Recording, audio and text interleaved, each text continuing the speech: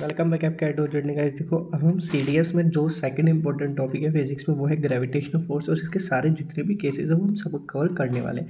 अगर इससे पहली वीडियोस आपने देखी तो दो मैंने वीडियोस कराई है, वहाँ से 3 से 5 क्वेश्चन आपके कन्फर्म है और इस वीडियो को और आज करके आपके 2-3 क्वेश्चन और कन्फर्म हो जाएंगे, यानी कि टोटल आप लगभग 7 क्वेश्चन कवर कर लेंगे 2 वीडियो से ही अपने।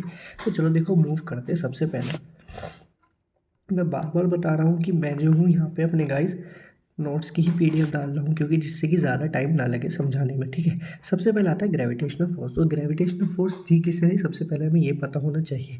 तो आइजैक न्यूटन ने इसको दी थी। ग्रेविटेशनल फोर्स के बारे में कुछ इंपॉर्टेंट चीज़ें हैं जहाँ से क्वेश्चन बना हुआ है पीवाईक्यू में, वो क्वेश्चन मैं आपको दिखा दूंगा किस तरीके से बना है।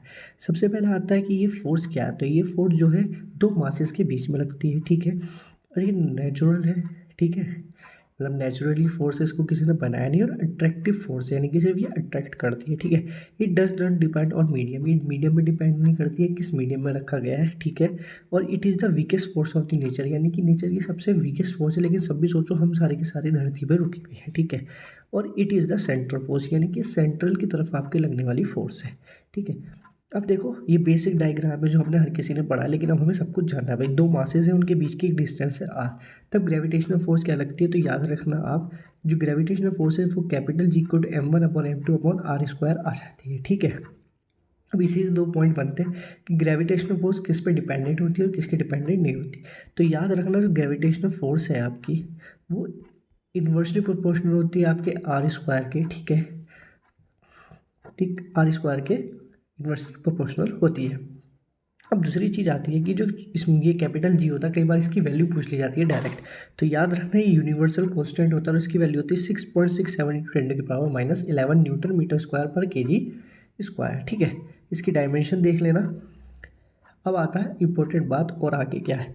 सबसे इंपॉर्टेंट है लिफ्ट के केस। लिफ्ट के केस से रिलेटेड कई बार क्वेश्चन हमसे पूछे गए हैं। ठीक है, तो अब हमें जानना है कि लिफ्ट का केस क्या है और किस तरीके से हमें करना है। तो सबसे पहला केस आता है लिफ्ट का, और इससे पहले एक चीज़ याद रखना, जो आपका वेट है वो किस वजह से आपको महसूस होता है, वो याद रखना। जो नॉर्मल है ना हमारा, यानी कि ग्रेविटेशनल फोर्स को जो नॉर्मल कर रही है या जो बैलेंस कर रही है फोर्स, या उसका जो अपोज कर रही है, नॉर्मल वो होता है आर, उसी की वजह से हमें वेट महसूस होता है। मास हमारा हमेशा कांस्टेंट रहता है, वो डिपेंड नहीं करता आप कहाँ है कहाँ नहीं, सिर्फ वेट वेरी करता है। सबसे पहला केस आता है अगर लिफ्ट हमारी रेस्ट हो, तो फिर लिफ्ट हमारी रेस्ट में तो हम पे कोई फर्क नहीं पड़ेगा, जो हमारा वेट है हमारा वही महसूस होने वाला है। ठीक, सेकंड केस आता है जब आपकी लिफ्ट ऊपर की साइड मूव कर रही हो एक्सेलरेशन से। तो याद रखना इसमें केस क्या होता है, ऊपर हमारा आर वर्क करता है और हमारा हमेशा ग्रेविटेशनल फोर्स नीचे की साइड लगता है mg। ठीक, और हमारा एक्सेलरेशन आर की साइड हो रहा है, यानी कि यहाँ पे हमारा आर की वैल्यू ज़्यादा है। तो यहाँ आर में से आप mg माइनस करेंगे तो इक्वल टू हमारी फोर्स पता चल जाएगी। तो इसका जो रिजल्ट आता है वो रिजल्ट ये आता है कि जब भी आप ऊपर की साइड जाएंगे लिफ्ट में, तो आपको अपना वेट जो है वो भारी महसूस होगा। ठीक है, जितना ऊपर जाएंगे उतना ज़्यादा भारी आपको महसूस होगा। ठीक, यानी कि अपवर्ड डायरेक्शन में जा रहे हैं एक्सेलरेशन से, तो आपको वेट आपका ज़्यादा लगेगा। ठीक, अगर आप डाउनवर्ड डायरेक्शन में आ रहे हैं तो आपको वेट अपना हल्का लगेगा। ठीक, हल्का लगेगा। अब इसका चौथा केस आता है अगर फ्री फॉल कंडीशन में, यानी कि फ्री फॉल कंडीशन में बिल्कुल ज़ीरो हो जाता है और यहाँ पे आपका वेट ज़ीरो हो जाता है। ठीक है, यहाँ आपको वेट महसूस ही नहीं होगा कि आपके अंदर कुछ वेट है या नहीं है। तो ये 4 इंपॉर्टेंट केस है लिफ्ट के जो आपके आते ही आते हैं। अब देखो कुछ रिलेशन, एक रिलेशन से रिलेटेड क्वेश्चन आ जाता है कि जी और कैपिटल जी और स्मॉल जी के बीच में रिलेशन क्या है। ये हम जानते हैं ग्रेविटेशनल कांस्टेंट है और ये जो है एक्सीलरेशन ड्यू टू ग्रेविटी है। ठीक है, तो आप जानते हैं F equal to M G होता है। F का फॉर्मूला हम एक और जानते हैं, G equal to M M हम मास है आपके अर्थ का और ये मास है आपके ऑब्जेक्ट का। ठीक है, और ये r² डिस्टेंस बिटवीन है। जब आप इनको इक्वल करेंगे तो आपको इससे इतना पता चलेगा कि जो स्मॉल जी है और जो कैपिटल जी है उसके बीच में रिलेशन क्या है, ये आपका है। ठीक है, डायरेक्ट फॉर्मूला भी पूछा गया हुआ है आपके प्रीवियस ईयर्स में। लेकिन अब इससे हमें एक चीज़ पता चली, जो आपका जी है gravity acceleration due to gravity जो है वो हमारा दो चीज़ पे डिपेंडेंट है, यानी कि डायरेक्टली डिपेंडेंट है मास पे और इन्वर्सली स्क्वायर डिपेंडेंट है रेडियस के। ये अभी आपके 2022 में क्वेश्चन आया हुआ था कि acceleration due to gravity is dependent on, ठीक है, ऑप्शन थे mass only, radius square only, both mass and radius.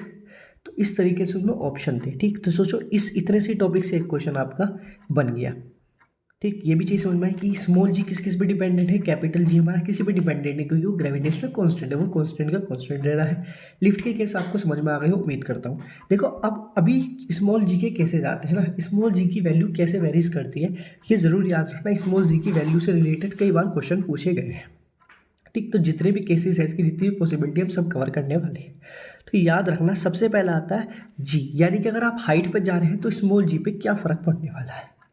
ठीक, तो देखो भैया हम इतना जानते हैं कि नीचे आर स्क्वायर यानी कि रेडियस ऑफ अर्थ का स्क्वायर है ना स्मॉल जी के लिए। अगर आप हाइट पे जा रहे हैं तो यानी कि आप अर्थ से हाइट पे ही जा रहे होंगे ज़रूर। अगर अर्थ से हाइट पे जा रहे हैं तो यानी कि एच और ऐड हो जाएगा, यानी कि नीचे की जो डिस्टेंस है वो ज़्यादा हो जाएगी। अगर डिस्टेंस ज़्यादा है तो ग्रेविटी वर्क हमारा कम करेगा, यानी कि इन्वर्सली प्रोपोर्शनल। हाइट बढ़ेगी तो ग्रेविटी घटेगी। ठीक, और याद रखना जो आपका पोल है, पोल पे आपकी ग्रेविटी सबसे मैक्सिमम होती है और इक्वेटर के कंपैरिजन ज़्यादा होती है और इक्वेटर में मिनिमम होती है। सेंटर पे आप याद रखना ज़ीरो होती है ग्रेविटी। ठीक है, चलो अब और कर लेते हैं। एक क्वेश्चन आता है डेप्थ में। ठीक है, अगर डेप्थ में जाए तो क्या फ़र्क पड़ता है। देखो रेडियस तक तो कोई प्रॉब्लम नहीं, जो रेडियस है उस पर जा रहा है तो उस पर कोई नहीं, लेकिन वही आर स्क्वायर अगर यहाँ देखें आप तो यहाँ आपकी डेंसिटी और volume, mass equal to density into volume होता है हमारा।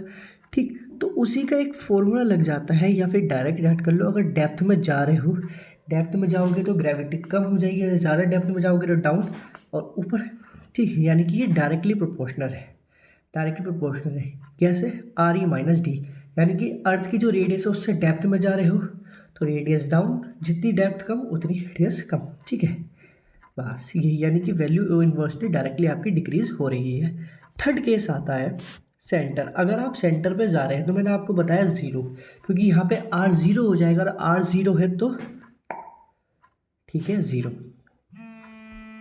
ठीक है गाइज, तो डेप्थ में जाके ये हमारी ज़ीरो हो जाती है। चौथा केस इसका आ जाता है हमारी शेप की, यानी कि अर्थ के शेप के अकॉर्डिंग हमारा क्या फ़र्क पड़ता है। जो मैंने आपको बताया कि देखो इक्वेटर पे रेडियस ज़्यादा होती है, रेडियस ज़्यादा है तो वहाँ पे ग्रेविटेशनल फोर्स कम होगी, पोल पे कम होती है तो पोल पे हमारी ग्रेविटेशनल फोर्स ज़्यादा होगी, जो मैंने आपको अभी ऊपर बताया था। तो ये चार इंपॉर्टेंट है, इसको आप इस तरीके से भी एक और समझ लो, रोटेशन के हिसाब से भी समझ लो कि रोटेशन के हिसाब से क्या है। तो रोटेशन के हिसाब से कि फॉर्मूला आ जाता है, फॉर्मूला हमें नहीं ध्यान रखना, हमें सिर्फ इतना ध्यान रखना है कि किस तरीके से क्या फ़र्क पड़ता है। तो याद रखना जो स्मॉल जी की वैल्यू है वो डिक्रीज होती है एवरी पॉइंट पे, अगर आपका रोटेशन जो है सरफेस पे वो हो रहा है, सिवाय एक जगह कहाँ, पोल्स पे। पोल्स पे हमेशा कांस्टेंट रहती है आपकी। ठीक है, अगर आप ग्रेविटेशन का रोटेशन सडनली स्टॉप कर दो तो ग्रेविटेशनल फोर्स कांस्टेंट हो जाएगी सब पॉइंट पे, और सडनली बहुत ज़्यादा इंक्रीज कर दो तो आपकी ग्रेविटेशनल जो है वो ज़ीरो हो जाएगी। ठीक है, ये कुछ इसकी प्रॉपर्टीज़ है जो आई हुई है। अब इस तरीके को कैसे याद रखने वाले हो, देखो इसको एक तरीके से याद रख सकते हो। कैसे, इसको इस तरीके से याद रख सकते हो कि भाई सेंटर पे हमारी ज़ीरो होती है, इक्वेटर पे हमारी मिनिमम होती है, पोल पे आपकी मैक्सिमम होती है, हाइट पे जाने पे आपकी इन्वर्सली वर्क करता है। ठीक है, डेप्थ में जाने पे डिक्रीज होती है, और रोटेशन से मैंने आपको बता दिया कि ज़्यादा रोटेशन है तो ज़ीरो हो जाएगी, एकदम बहुत ज़्यादा तेज़ हो जाएगा तो स्टॉप हो जाएगा, तो इक्वल हो जाएगी पोल पे छोड़ के बाकी हर जगह आपकी इक्वल रहती है रोटेशन नॉर्मल स्पीड पे जब होता है तो।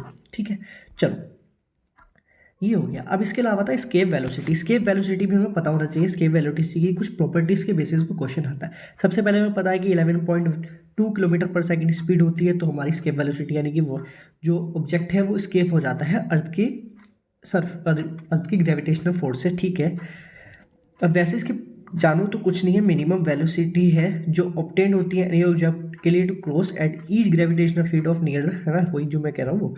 इसका फॉर्मूला देख सकते हो कि कैप √2 capital G M E upon R E. ठीक है, एम ई यानी कि mass of earth, R E upon यानी कि अर्थ की रेडियस। ठीक है, अब इसका एक नोट आता है कि velocity does not depend on मास, यानी कि मास कुछ भी हो उस पर वो डिपेंड नहीं करती है।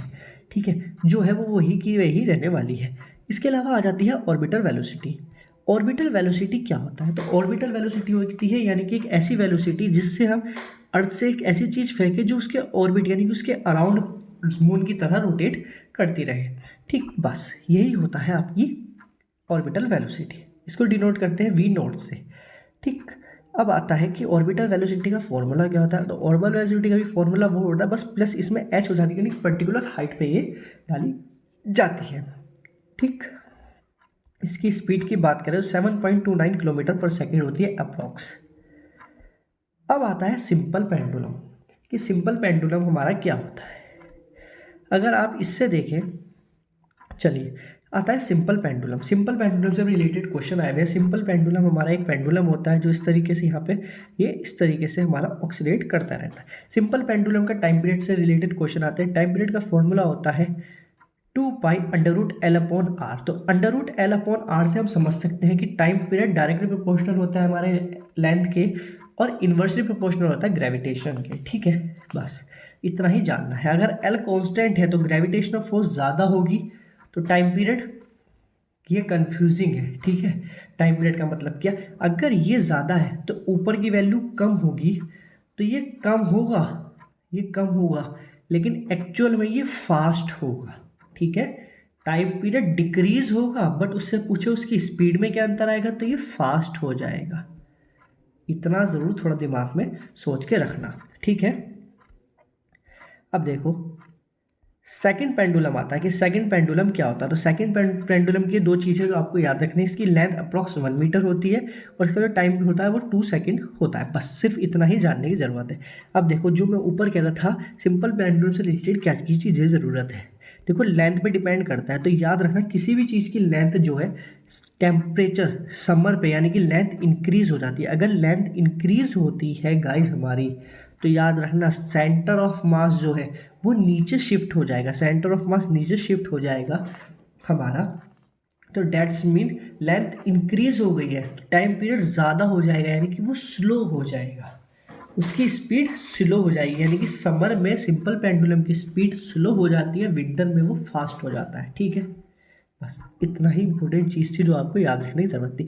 अब आती है सैटेलाइट से रिलेटेड। तो हमारी दो तरीके की सैटेलाइट होती है, एक नेचुरल जो भगवान ने बनाई है, एक आर्टिफिशियल जो हम बनाते हैं। आर्टिफिशियल भी दो टाइप की होती है, एक पोलर और एक जियो स्टेशनरी। जियो स्टेशनरी का मतलब कि अर्थ से आप जब भी देखें उसको आपको एक ही पोजीशन पे दिखाई देगी, यानी कि वो भी अर्थ के साथ साथ एग्जैक्ट उसी के टाइम पर रोटेट कर रही है। पोलर यानी कि जो सिर्फ पोलर पे है, यानी कि आप समझ सकते हैं कि पोलर सैटेलाइट हमारी इस तरीके से रिवॉल्व करती है और जो जियो स्टेशनरी है वो आपके साथ साथ इस तरीके से रिवॉल्व करती है। अब देखो एक ही चार्ट में आप सब कुछ समझ जाओगे क्यों मैंने इस तरीके के चार्ट का ये किया। देखो ये हमारी अर्थ है, ठीक है। अगर अर्थ से उसकी ऑर्बिट तक कोई भी एक जो उसकी ऑर्बिटल है वहाँ तक भेजा गया है कोई भी सैटेलाइट, तो उसको लो अर्थ ऑर्बिट, ठीक है, या कह सकते हैं कि लो अर्थ ऑर्बिट आपकी कहाँ तक है, तो आपकी 2000 किलोमीटर तक लो अर्थ ऑर्बिट है। उसके लिए 4.5 किलोमीटर पर सेकेंड स्पीड की ज़रूरत होती है। अगर बात करें कि मीडियम अर्थ ऑर्बिट, तो मीडियम अर्थ ऑर्बिट जो है अप्रॉक्स हमारा 35,000 किलोमीटर तक होता है, ठीक है। जियो यानी कि जहाँ हमारी सैटेलाइट है वो हमें ज़रूरी है। जियो स्टेशनरी की बात करो तो उसके लिए सबसे पहले तो स्पीड की बात करो तो हमारी 3 किलोमीटर के आसपास कह सकते हो, ठीक है। और इसकी अप्रॉक्स जो डिस्टेंस है वो आपकी 36,000 किलोमीटर तक है, ठीक है, 36,000 किलोमीटर तक। बस यही आती है आपकी जियो स्टेशनरी और ये 24 घंटे में ही रिवॉल्व करती है और वही 36,000 किलोमीटर की डिस्टेंस पे अप्रॉक्स आपकी होती है, ठीक है। मून वगैरह जो है, ठीक, वो आपका 3.4 लाख किलोमीटर तक, अप्रॉक्स 4 लाख किलोमीटर तक दूर आपका होता है, ये आपकी वहाँ तक है। अब इसके अलावा आता है केप्लस के कुछ लॉ, ठीक है। केप्लस के 3 लॉ थे। पहला लॉ आता है केप्लस का, वो कहता है first law it is the law of orbit, यानी कि लॉ ऑफ ऑर्बिट ये कहता है अर्थ सन के अराउंड कोई भी प्लैनेट है वो इलेप्टिकल पाथ में रोटेट करता है या रिवॉल्व करता है, ठीक, रोटेट नहीं रिवॉल्व करता है। सेकेंड आता है इसका लॉ ऑफ एरियर स्पीड, या इसको कह सकते हैं एंगल ऑफ मोमेंटम, है ना। एंगल ऑफ मोमेंटम का कंजर्वेशन का भी इसी में आता है। इसमें क्या होता है, जो आपका एरिया है यानी कि प्लैनेट जो है किसी भी पॉइंट पे हो वो इक्वल एरिया इक्वल टाइम में ही कवर करता है। यानी कि आपका इलेप्टिकल पार्ट है तो जितना एरिया ये है उतना ही, जितने टाइम में इतना एरिया कवर करेगा उतने ही टाइम में इतना एरिया कवर करेगा। थर्ड आता है जो सबसे इंपॉर्टेंट है टी और आर से रिलेटेड, यानी कि टाइम पीरियड किसी भी चीज़ के लिए उसका स्क्वायर इक्वल टू R³ के होता है। और ये समझना रेशो से रिलेटेड क्वेश्चन पूछ लिया जाता है तो यहाँ पे क्वेश्चन बनता ही बनता है इसका, ठीक है। तो ये इंपॉर्टेंट था आपका ग्रेविटेशनल से, जितना भी इंपॉर्टेंट था सब कुछ मैंने समराइज करके एक ही जगह खत्म कर दिया है। ग्रेविटेशनल फोर्स क्या हमने वो पढ़ लिया, वो लिफ्ट के केसेस पढ़ लिए जहाँ से क्वेश्चन बनते थे, ठीक है। सारी जी की वैरीज कर ली हमने, जी की वैल्यूज किस पे डिपेंड करती है, किसने सिंपल पेंडुलम पढ़ लिया, ऑर्बिटल स्केप और सैटेलाइट्स, यानी कि ओवरऑल हमने ग्रेविटेशनल सारा पढ़ लिया। अब बात आती है हमारी किस चीज़ की, पीवाईक्यू की। हमने पढ़ तो लिया कि भाई पीवाईक्यू में क्वेश्चन आए हुए हैं या नहीं, तो मूव करेंगे हम क्वेश्चन पे। चलो तो मूव करते हैं अपने क्वेश्चंस की साइड। हम पीवाईक्यू भी देख लेते हैं। पहला पीवाईक्यू क्या है, ये कह रहा है if the distance between two object. देखो 2020 का ये और कितना इजी क्वेश्चन है क्या, कि अगर दो ऑब्जेक्ट के बीच में जो डिस्टेंस है उसको इंक्रीज कर दिया जाए 2 टाइम्स तो ग्रेविटेशनल फोर्स पे क्या फ़र्क पड़ेगा। हम जानते हैं ग्रेविटेशनल फोर्स हमारी आर स्क्वायर की होती है, यानी कि अगर इसको इंक्रीज 2 टाइम्स किया जाएगा यानी कि 4, यानी कि ये जो है 1/4 हो जाएगा हमारा, ठीक है। Decrease by 4 times, option D हो जाएगा राइट आंसर, ठीक है। फॉर्मूला बेस्ड क्वेश्चन था। अब देखो जो मैंने आपसे कहा था ना कि पता, एक देखो ये डायरेक्ट प्रॉपर्टी या कह सकते हैं फॉर्मूला बेस्ड है। The acceleration due to gravity यानी कि small G at earth surface depends on, किस पे डिपेंड करता है, मैंने बताया था मास पे और रेडियस पे। खाली मास पे, खाली रेडियस पे, ना मास पे ना अर्थ पे, बहुत मास और रेडियस दोनों पे ही डिपेंड करता है, ठीक है। अब देखो ये क्वेश्चन आता है, for which of the following centre of mass lie outside the body. Centre of mass मैंने बताया था, बता देता हूँ। सेंटर ऑफ मास एक ऐसा मास होता है जहाँ पे पूरी बॉडी का अज्यूम कर लेते हैं हम वेट, ठीक है। देखो फाउंटेन पेन का जहाँ भी होगा अंदर होगा, किसी भी पेन को अगर आप अपने बैलेंस बनाएंगे तो उसके बीच में मिलेगा, ठीक है। क्रिकेट बॉल का भी उसके अंदर मिलेगा, स्पेयर के अंदर बुक का भी मिलेगा। लेकिन जो रिंग होती है, रिंग आपकी ब्लैंक होती है बीच में से, है ना। रिंग आपकी ऐसे होती है ना गाइस, भाई यहाँ चलो कुछ भी बना लो, अंदर चलो ब्लैंक होती है, यानी कि जो इसका सेंटर ऑफ मास होगा वो यहाँ कहीं अज्यूम हो, तो इसका होता है आउटसाइड, ठीक है। अब देखो ये आएगा, मैंने आपको बताया था mass always constant, depend is does not depend any property, किसी भी चीज़ पर वो डिपेंड नहीं करता है। क्या है, ये बॉडी का मास है वो 6 kg है अर्थ पे। अगर उसको मून पे ले जाते हैं तो उसका क्या रहेगा, जल्दी बहुत से बच्चे क्या करते हैं, हम जानते हैं ग्रेविटेशनल जो है अर्थ की ज़्यादा होती है, मून में 1/6 होती है अर्थ की, ठीक है। तो जल्दी से इसको 6 से डिवाइड, कुछ नहीं भाई, मास है, मास 6 है तो हर दुनिया में ही 6 रहने वाला है, ठीक है बस। अब देखो ये क्वेश्चन है, ये क्या कह रहा है, ये कह रहा है which of the following statement is not correct. कौन सा स्टेटमेंट करेक्ट नहीं है।